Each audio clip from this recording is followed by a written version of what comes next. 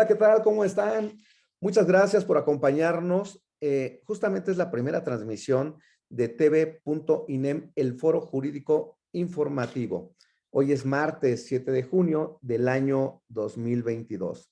Y tenemos a la maestra Perla Yunuen Fernández Galicia. Ella es jueza del Poder Judicial del Estado de México, con un tema muy interesante que sabemos que les va a agradar a todas y a todos ustedes. Es elementos para calificar la legal o la ilegal detención en el proceso penal. Hola, ¿qué tal, amigo? Muy bien, gracias. Muy buen día a todos y todas. Con el gusto de estar aquí en esta pequeña charla y compartir algunos conocimientos y criterios que tomamos en consideración para calificar la detención y bien analizar un poquito también los actos procedimentales que realiza el Ministerio Público para tal efecto.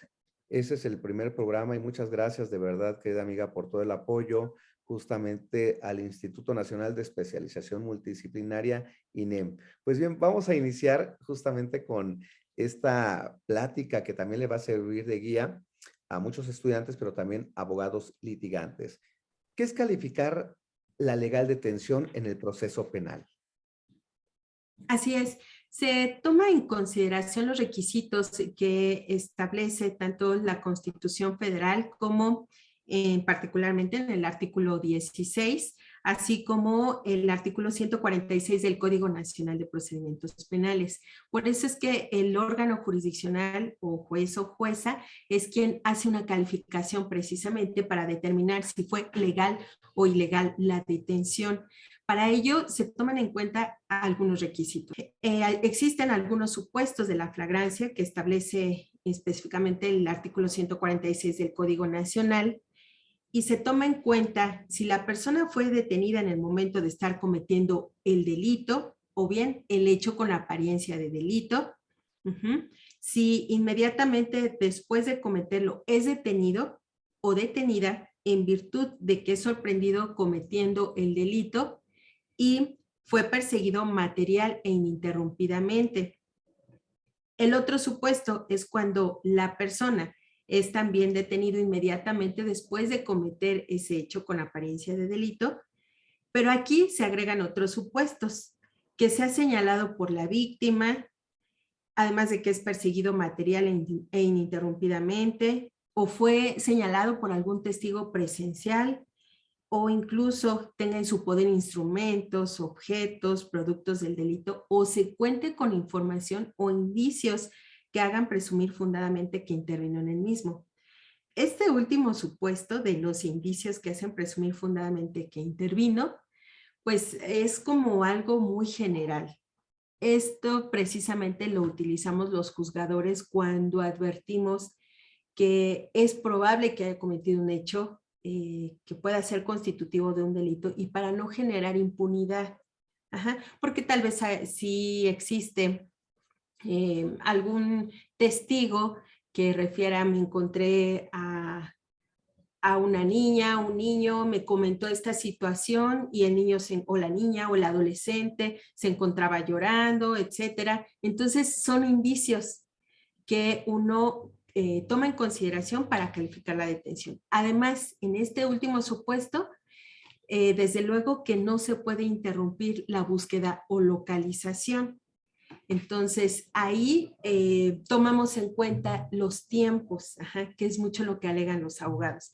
Es que pasó media hora y es cuando lo encuentran, o después de 15 minutos, etcétera. Pero también hay que tomar en consideración, les reitero, los tiempos que son aproximados. Entonces, ahí sí hacemos un análisis de todo lo que expone ambas partes, porque si bien es cierto, es un momento procesal en el cual no se exponen los datos de prueba, pero eso no implica que el defensor pueda utilizar aquellos que le convengan y desde luego también el Ministerio Público, a lo mejor lo toral de esos datos de prueba. Entonces, se toman en consideración estos elementos, pero también el plazo que tiene el Ministerio Público para poner a disposición del juez al detenido o a la detenida, que son 48 horas, ininterrumpidas desde luego. eso es calificar la detención. Entonces, tenemos dos vertientes. Calificar de legal la detención o no calificar de legal la detención. Es así propiamente como lo establecemos en nuestra determinación.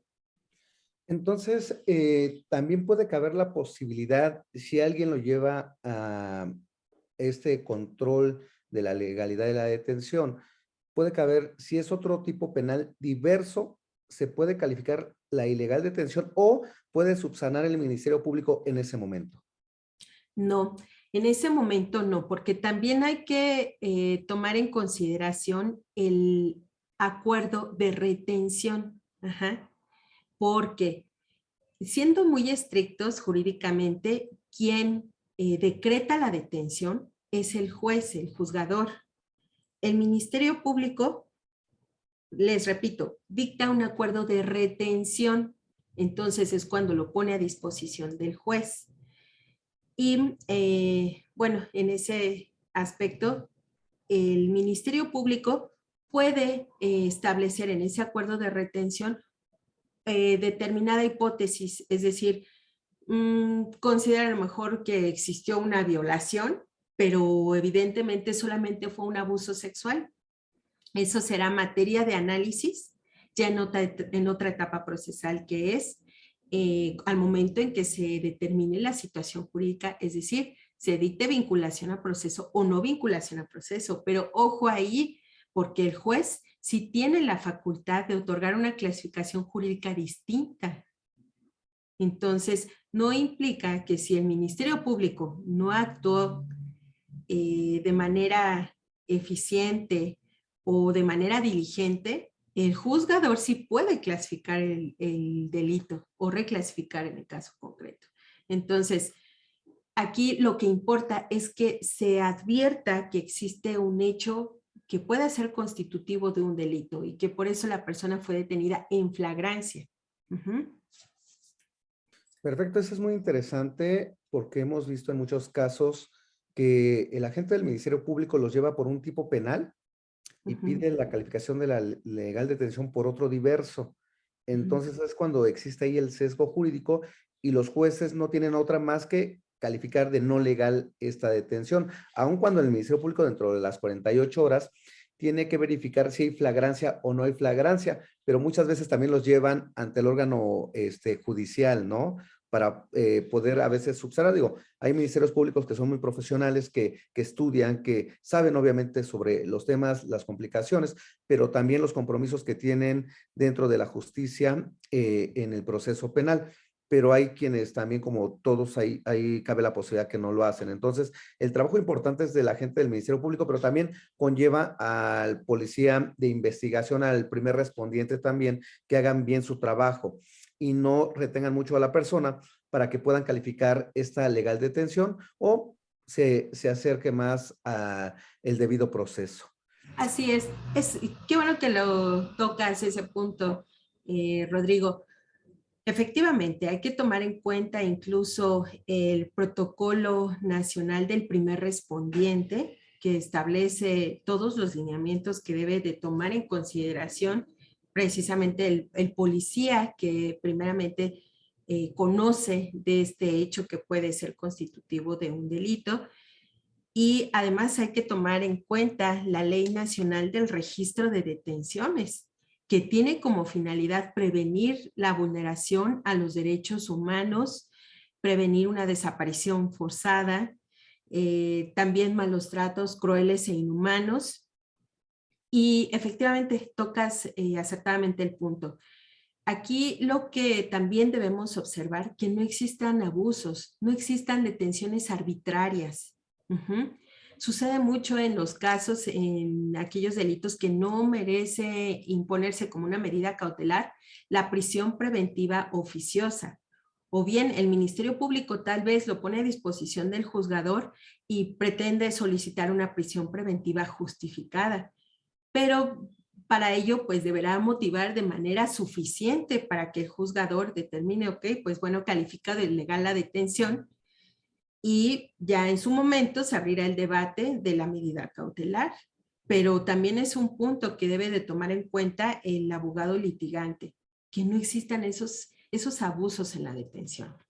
Entonces, no se trata efectivamente de poner a disposición a todos los detenidos, por parte del primer respondiente, ¿no? El Ministerio Público tiene la obligación de analizar primeramente esa detención y entonces después ponerlo a disposición del juez. Si no se advierten los requisitos mínimos que establece el 16 constitucional y el 146 del Código Nacional, entonces deberá dejarlo en libertad y después el Ministerio Público solicitar la audiencia de formulación de imputación sin detenido. Pero entonces ahí sí, vamos, tienen varios elementos los abogados litigantes para precisamente argumentar y motivar bien su petición en cuanto a que no se califique de legal esa detención.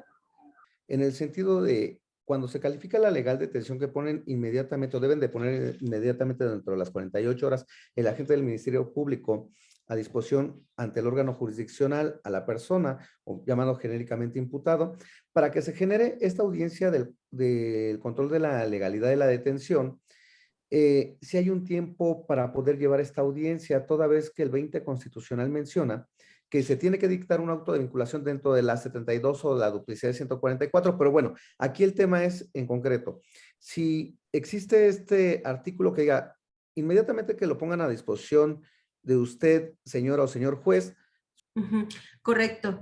El Ministerio Público tiene también una clave en el cual debe generar la audiencia inicial antes de las 72 horas.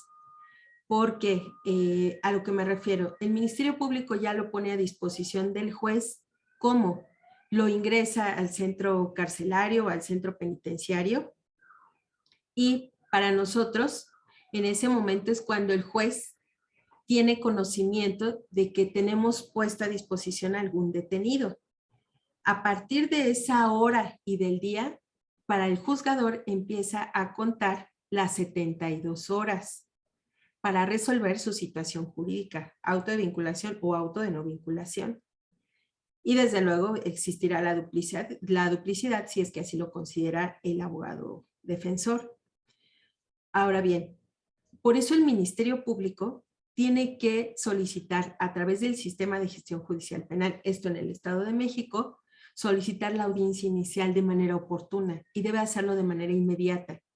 Por carga laboral, a veces impide que el Ministerio Público se le genere la audiencia de manera automática en ese sistema. Lo que tiene que hacer es promover, ya sea de manera digital o de manera física ante el juez, y entonces así es precisamente cuando se le permite ya generarse la audiencia, pero ya eso ya lo hace el personal administrativo.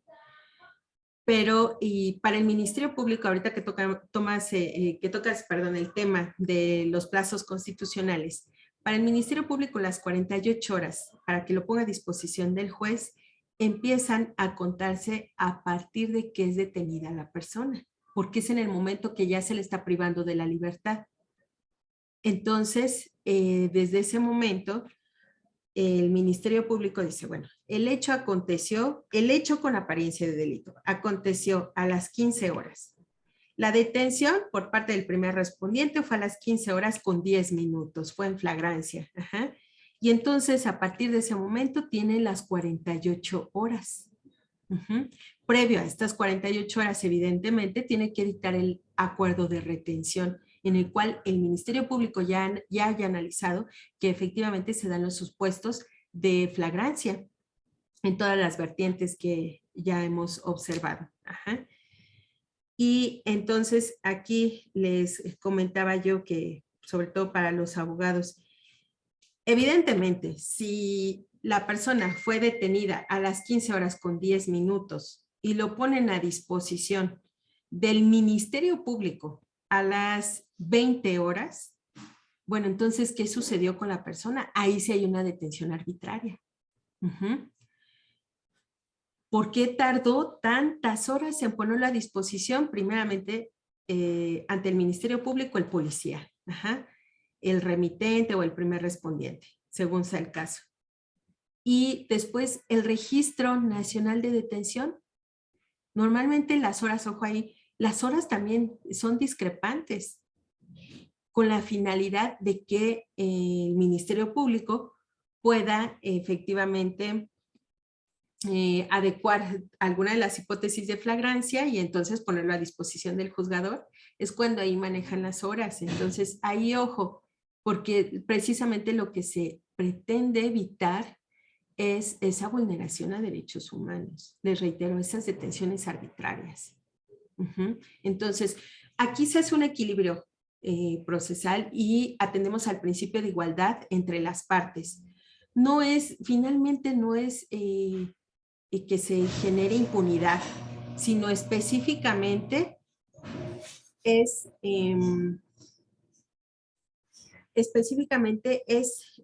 verificar si existe o no existe alguna conducta delictuosa o aparentemente, y sobre todo evitar todas estas anomalías o irregularidades, ¿no? Fíjate que ya para concluir, ahorita en estos momentos nos están viendo muchas personas, no solamente de México, sino de otros países, y a veces entra la duda de por qué cuando ponen a la persona ante el órgano jurisdiccional para calificar la legal o ilegal detención, ¿por qué lo dejan ir si hay videos, si hay fotografías, si hay personas que le pueden imputar directamente el delito y decir, él fue, no hay lugar a duda? Dicen, ¿y por qué en México los dejan ir?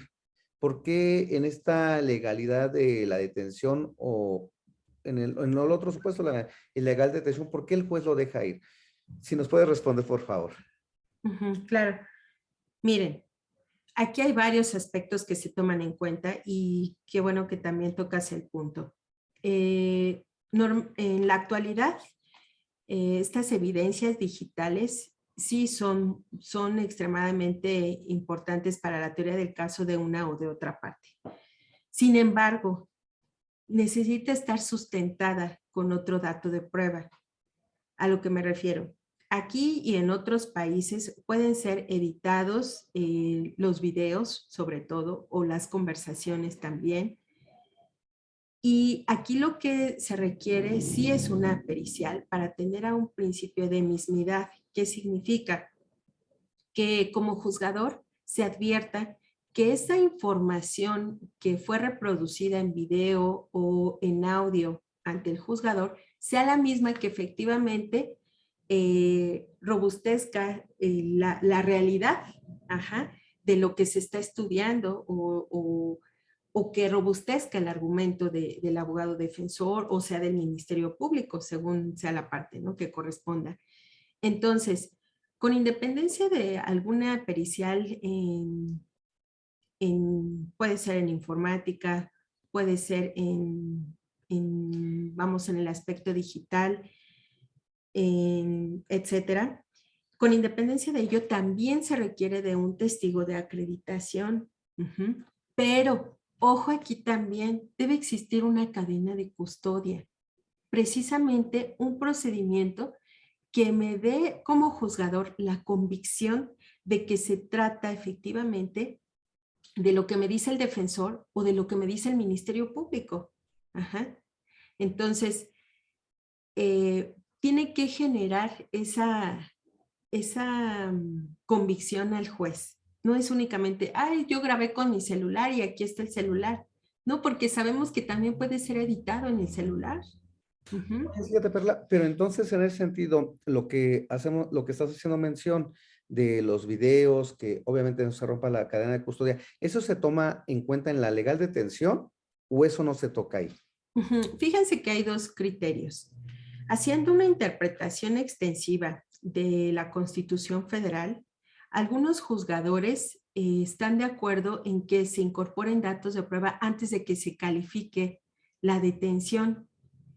Y hay otros juzgadores que comentan, no es el momento oportuno. La audiencia inicial tiene distintas fases.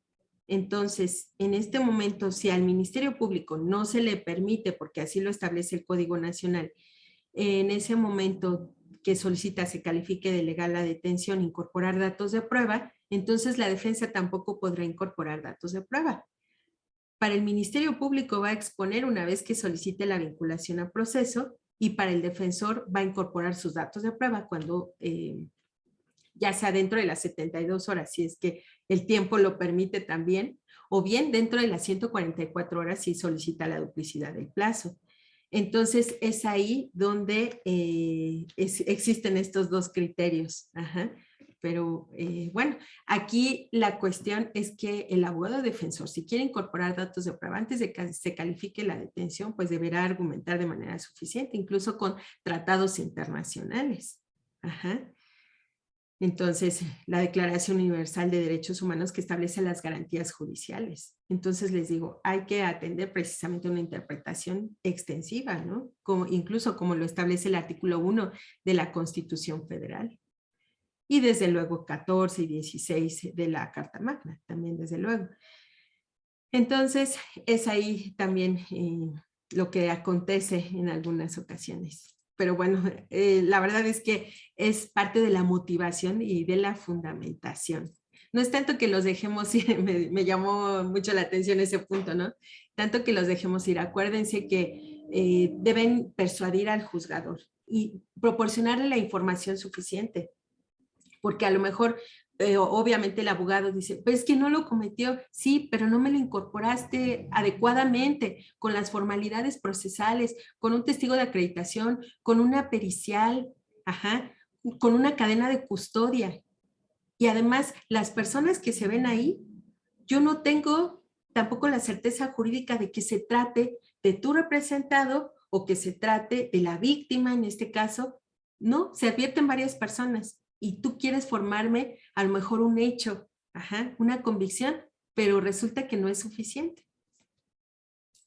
Pues sí, súper interesante el tema que se está abordando el día de hoy en el Foro Jurídico Informativo sobre los elementos para calificar la legal o la ilegal detención en el proceso penal. Muchas gracias, querida amiga. Estuvo con ustedes la maestra Perla Yunuen Fernández Galicia, jueza del Poder Judicial del Estado de México. Y bien, para poder concluir justamente esta cápsula, te doy el uso de la voz, querida amiga, para hacer alguna manifestación en conclusión justamente sobre el tema. Muchas gracias, amigo Rodrigo. Únicamente me queda mencionarles, sobre todo, que analicen cada uno de estos elementos que les pueden servir como abogados defensores, los que establece el artículo 146, sobre todo para ustedes si hay una interpretación estricta, ajá, y que les puede servir como elementos, y además del protocolo que ya les dije, que es el protocolo del primer respondiente, la Ley Nacional del Registro de Detenciones, es ahí que deben de evitarse que les califiquen de legal la detención cuando existe una detención arbitraria. Es lo que persigue, esos fines persigue la Ley Nacional del Registro de Detenciones. Entonces, pues por ese lado, yo concluyo y pues bueno, sería todo de mi parte. Muchas gracias a todas y a todos por estar justamente en este programa y pues los invitamos a que estén pendientes a la siguiente cápsula jurídica. Muchas gracias. Excelente día. Muchas gracias también por inaugurar el programa. Felicidades, Rodrigo.